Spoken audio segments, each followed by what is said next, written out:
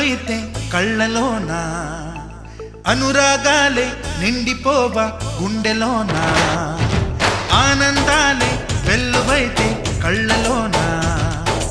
అనురాగాలే నిండిపోవా గుండెలోన మమతల మాలలు తెచ్చి ఆ కలతలనే చెరిపేసి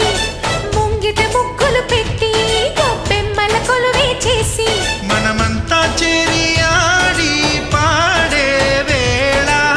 సంక్రాంతి పండుగ చేద్దామా